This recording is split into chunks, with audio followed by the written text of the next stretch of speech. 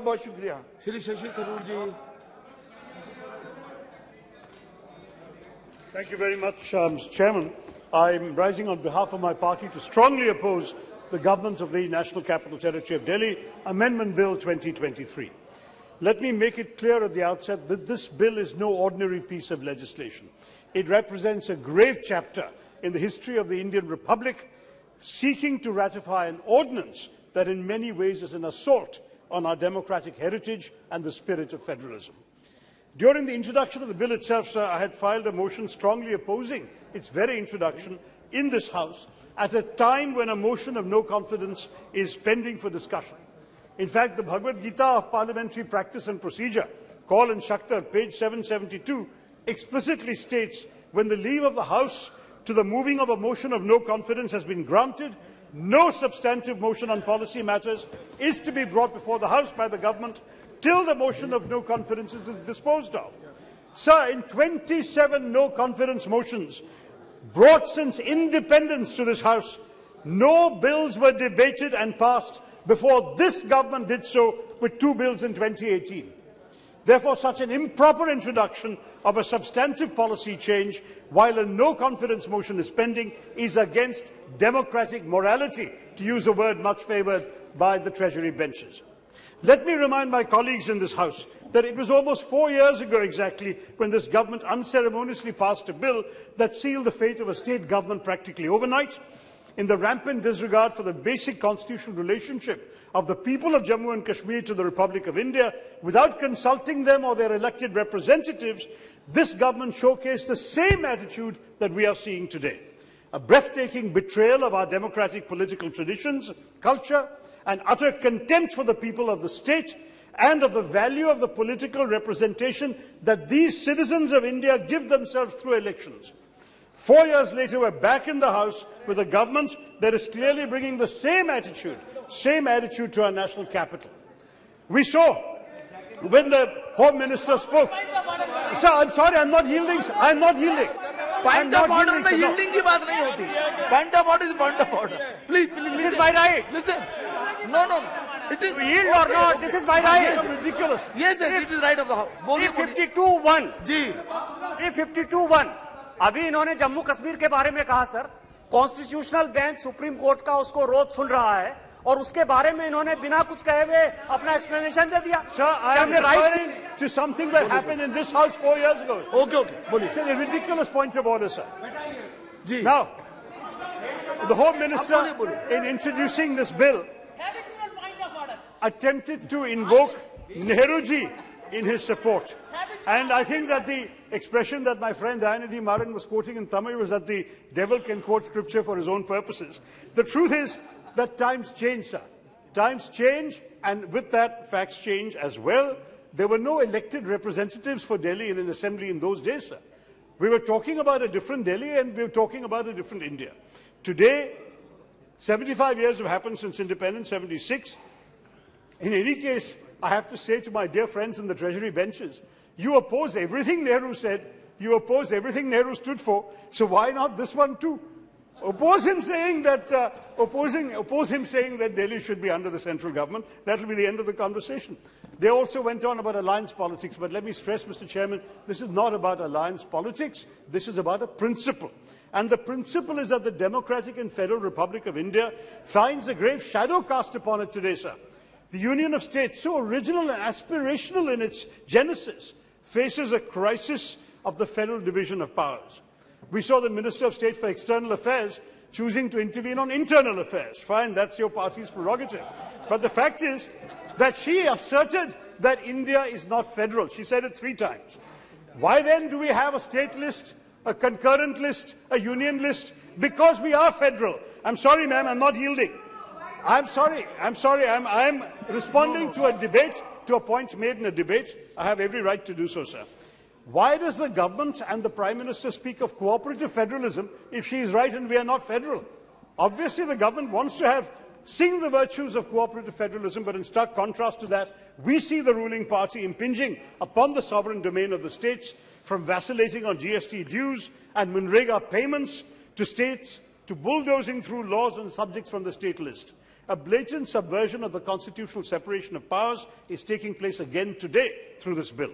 The difference is that this time around, the Honourable Supreme Court was loud, clear and unequivocal, and the government seems determined to ignore it. Let me set out before the House the three dangerous prongs of this amendment, sir. It removes services from the legislative competence of the Delhi Legislative Assembly. In other words, it amends the Constitution without being a Constituent Assembly, a constitutional amendment bill. Second, it establishes this National Capital Civil Services Authority, consisting, as everyone has pointed out, of the Chief Minister, Chief Secretary, Principal Home Secretary. Now, the authority in which the elected CM can be outvoted by the other two can even convene on the basis of quorum of two. So even without the CM, the two officials can get together and decide anything they like, sir. They can make then recommendations to the Lieutenant Governor regarding transfers, postings, officials, disciplinary matters, and bureaucrats are going to henceforth exercise authority that voters have given to their elected public representatives. If BJP was in power in Delhi, sir, would they have accepted this? It seems a case of where you stand depends on where you sit. Now, third point, sir. The bill empowers the Lieutenant Governor to exercise his sole discretion on several matters, including those related to this civil services, the summoning, prorogation and dissolution of the Delhi Legislative Assembly. So this implies that the elected Chief Minister may even be unable to convene a session needed for essential government business. The LG can overrule him. Even a unanimous decision of this authority can be overruled by the LG. He can define the powers and duties of the officers of the Delhi government, superseding the ministers. Now, sir, executive lawmaking through an ordinance, as the Supreme Court held in DC Wadhwa 1987, is only to meet an extraordinary situation and cannot be perverted to serve political ends, quote unquote, from the Supreme Court. But the government's arguments even today were all political, sir. And what is interesting is it has intervened on political grounds in a brazen manner. Most crucially, they have added this subject of the exemption of services to the existing exemptions in the Constitution, land, public order and police, under Article 239AA, which everyone has been citing. To do it without amending the Constitution, which requires a two-thirds majority and a different process, is an act of constitutional subterfuge, sir. Now, how ironic that when the Supreme Court has said that there is a complete breakdown of constitutional machinery in Manipur, you don't want to discuss it. But when you want to amend the constitutional machinery when it is functioning in working order in Delhi without admitting it.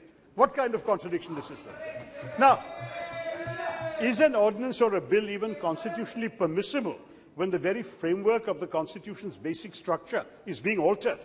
Article 239AA provides the Delhi Legislative Assembly with powers to make laws on subjects in the state list and the concurrent list, barring police, public order and land. Agreed. Parliament, of course, their right, can legislate on subjects under the state list with respect to Delhi, but the bill specifies that the Delhi Legislative Assembly will not have the power to legislate on the subject of services, which actually comes under the state list. So by doing so, the bill effectively expands the subjects that the Delhi Assembly cannot legislate on, and therefore is changing the constitutional framework. Under Article 368 of the Constitution, a constitutional amendment has to be initiated for such an action. So I ask you, Mr. Chairman, sir, how can you admit this bill except under the rubric of a constitutional amendment bill? It just seems to me, sir, this is completely out of order in terms of the procedures of this House.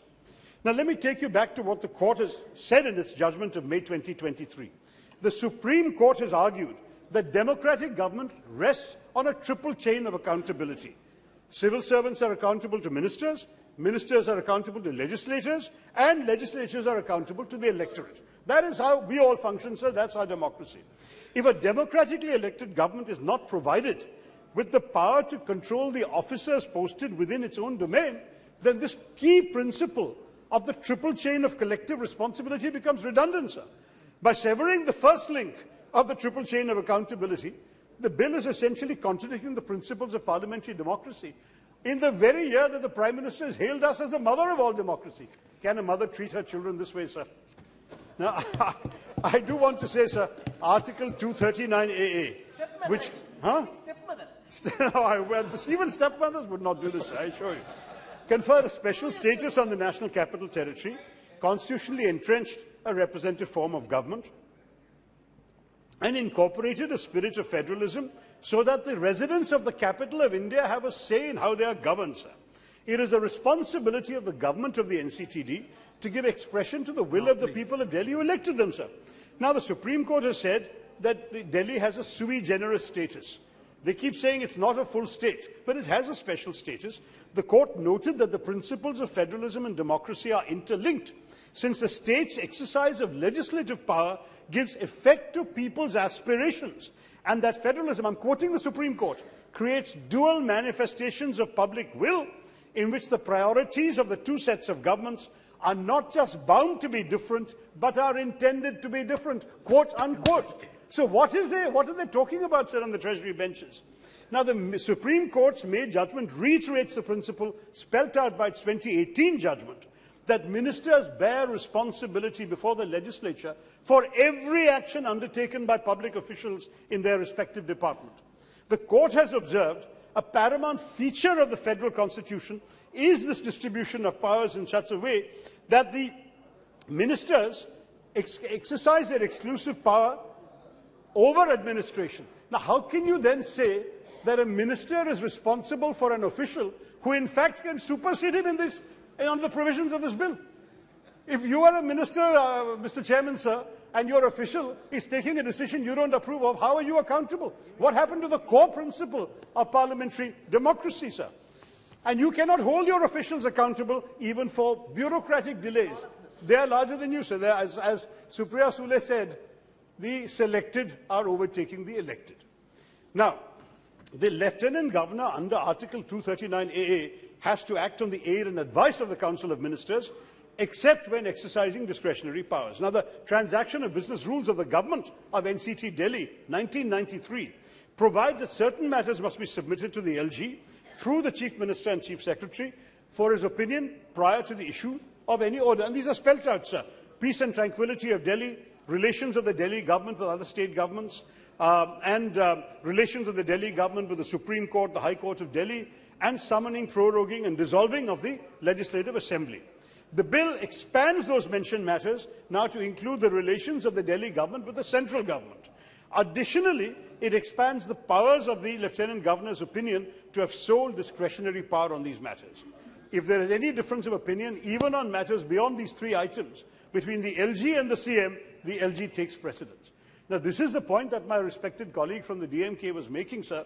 Already in a time when there is a lot of controversy about the powers being exercised by governors in many states, we are now giving the Lieutenant Governor of Delhi an unprecedented degree of power over the elected representatives of the people who are supposed to implement the wishes of the public according even to the Supreme Court, sir. I'll conclude in 2 minutes, sir.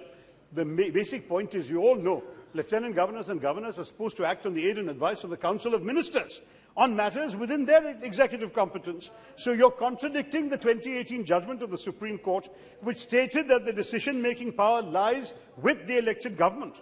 How can this pass the filter of this hallowed house, sir? What we have repeatedly seen under this government is a brazen effort to curtail the autonomy of states.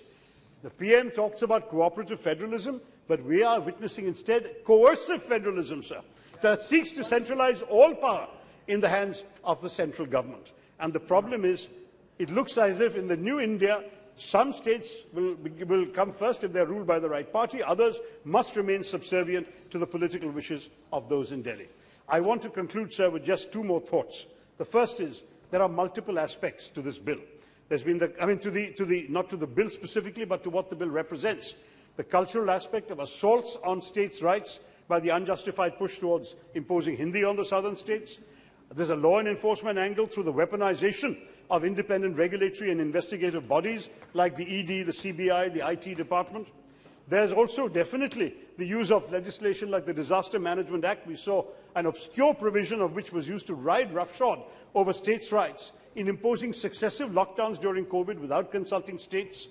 We've seen, sir, in the creation and misuse of the PM Cares Fund, which limited the flow of cash to the state-run Chief Minister's disaster relief funds. We've seen this with the acceleration of centrally sponsored schemes which Now seeks conclude. to... Sir, I'm just illustrating the problem No, of states' rights and federalism, sir. So I do want to say, and finally the large number of cesses that are currently being levied by the central government, the proceeds of which are not being shared with states, sir. So I'm sorry to say, is this a new definition of na khaunga, na khane dunga? I'm very, very concerned, sir, that this legislation is putting uniformity and central control over the democratic interests of our country that the Prime Minister hails. And I do want to stress, fundamentally, this is a basic constitutional question. The highest court of the land has ruled in favour of both the spirit and the letter of the Constitution. Sir, we owe ourselves more respect. Sir, Speaker साहब बोलते हैं कि इस सभा की गरिमा को respect करो, sir. We should definitely treat this House with more dignity than to let such a travesty of a bill pass this House. Thank you, sir, and Jai Hind. जी मसूदी साहब, प्लीज। चेयरमैन साहब बहुत शुक्रिया मुझे इस bill पर बोलने की इजाज़त देने के लिए। जनाब, मैं